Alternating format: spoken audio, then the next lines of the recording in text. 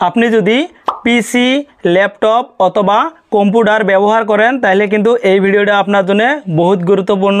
আজকে আমি ল্যাপটপের একটা মজাদার একটা টিপস নিয়ে আসছি। তো চলেন তাহলে শুরু করি। আমরা যখন ল্যাপটপ অথবা কম্পিউটার ব্যবহার করি আগে কিন্তু ওর একটা মাউস পয়েন্ট থাকে অথবা একটা কার সিন থাকে। এই কার সিনটা কিন্তু আগে নর্মাল একটা কার সিন থাকে। আজকে আমি আপনাকে দেখাম এই কার সিনটা কীভাবে কালার করবেন অথবা বড় শুরু করবেন। আমার ল্যাপটপের স্ক্রিন যেটা আছে স্ক্রিনটা অল্প ফলো করেন, আমি সেভাবে ক্লিক করব, সেমভাবে ক্লিক করবেন।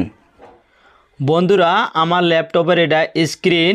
প্রথমে ল্যাপটপের যেটা স্টার্ট বটম আছে এই বটমটার মধ্যে ক্লিক করা লাগবে। আমি ক্লিক করলাম, ক্লিক করার সাথে সেটিং অপশান একটা আছে এটার মধ্যে ক্লিক করা লাগবে। আমি ক্লিক করলাম,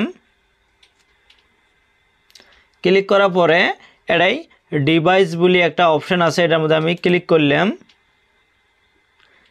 ক্লিক করার পরে এই ধরনের ইন্টারফেস আসলো। এটাই একটা মাউস একটা অপশান আছে এটার মধ্যে আমি ক্লিক করলাম। ক্লিক করার সাথে এই সাইডের মধ্যে এটাই একটা অপশান আছে অ্যাডজাস্ট মাউস, এটার মধ্যে আমি ক্লিক করলাম।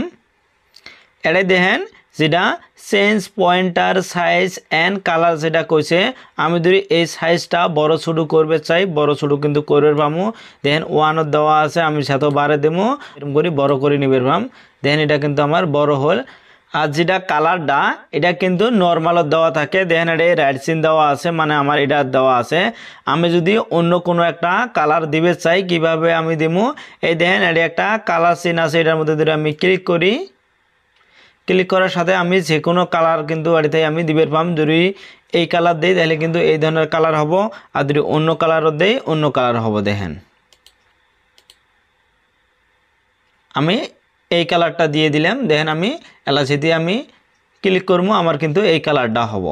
তো এইভাবে কিন্তু আপনি আপনার ল্যাপটপ পিসি অথবা কম্পিউটারে কিন্তু যেটা কার সিন বা মাউজের সিন এটা কিন্তু পরিবর্তন করে পাবেন, সাইজটাও কিন্তু বড় ছোটো করে পাবেন।